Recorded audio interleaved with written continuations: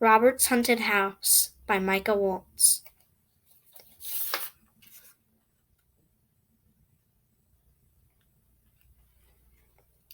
A door opens and a boy named Fred came into his house. He dropped his backpack with a thud. "Mom, Dad, I'm home," he said. His mom came out to the kitchen with tears on her face. "Fred, I have some bad news," his mother started to say. "Your dad has gone missing. No one knows how," she said with a sigh.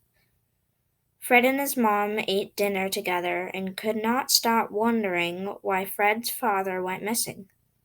He had trouble going to sleep that night.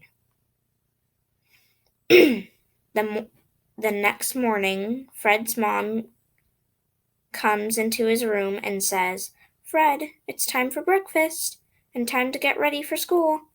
Fred jumps out of the bed and gets dressed in a red and blue striped t-shirt and a Kraken baseball hat.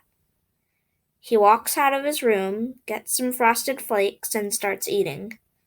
When he is done with breakfast, he secretly packs a water bottle, 3 PB&Js, a bag of broccoli, and a bag of strawberries, his phone, and his pocket knife. He zips his backpack and puts it on. He says, "I love you, Mom," and runs out the door, making sure it is closed behind him.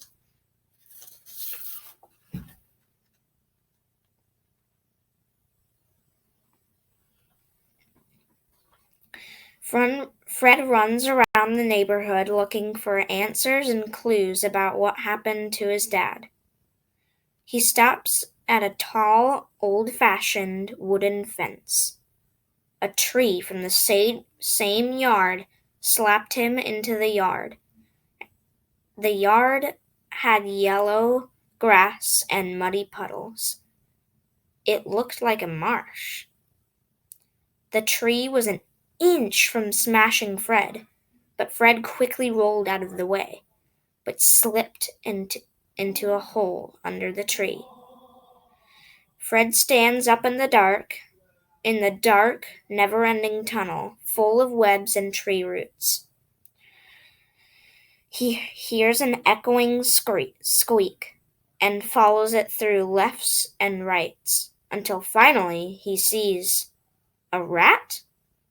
The rat squeaks again and then runs farther into the tunnel. Fred runs to follow it, but then hears there's a fork in the tunnel. Fred decides to go left. He goes through twists and turns and is in a room, but made with bricks and polished wood. He sees a door. He opens it and feels something cool grab his hand, and he gets pulled inside. Fred is dragged up an old staircase with mold and moss on it. He gets tied to an old, mossy, moldy, mushroom-covered chair. Suddenly, Fred sees a green figure starting to appear. It was a ghost.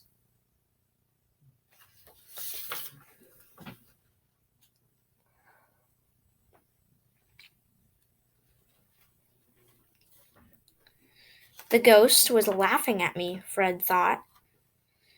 "You think you can just come into Robert's house and destroy it?" The transparent green ghost laughed. "I was not going to—" "Wait, this is my dad's house?" Fred yelled. "Yeah," the ghost said, looking around the room in disappointment. "This old, mossy, moldy, old-fashioned pile of dust is and was your dad's house. And no one has ever been brave enough to set foot on the front porch since that dark, rainy, stormy night." "What dark, windy, stormy night?"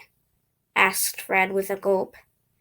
"Oh, you have never heard of the night when this house became haunted, did you?" asked the ghost as he floated into the living room. When Fred Then Fred heard a squeak. It was the mouse again. Then it really talked.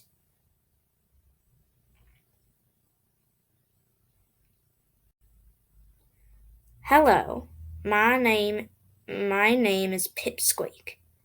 Ha ha ha ha ha! Oh man, you can't get it out, can you? Fred said, trying not to laugh. Don't you know? Your father arrived in the town 5 minutes ago, Pipsqueak said while he was gnawing off the rope. Fred went through the door, kept going through the tunnel, went left, kept going forward, climbed up, and went out the tunnel. He escaped the tree, opened the fence and shut it, locked it, ran home, and found his dad drinking coffee. Dad, grab a stick, set it on fire, and let's go, screamed Fred. Why, son? His dad asked. Because your old house is haunted, Fred answered. No, it's not. That ghost is my dead friend Nick, and the rat, Pipsqueak, is my enchanted pet. But what about the giant tree that could smash 10 men? Asked Fred. Well, that was a tree I planted, and one day it moved and smashed a hole in my room. My mom and dad had no way to live unless we moved, and locked up the house completely so all the what seemed like evils could not get out. But they still come out of the house sometimes, but they don't harm people. Oh, said Fred, relieved. I'm sorry for leaving town like that, son, his dad said, ashamed. It's okay now, Dad. Well, lesson learned from yesterday and today. You should always forgive your family, said Fred's mom in a cheerful way.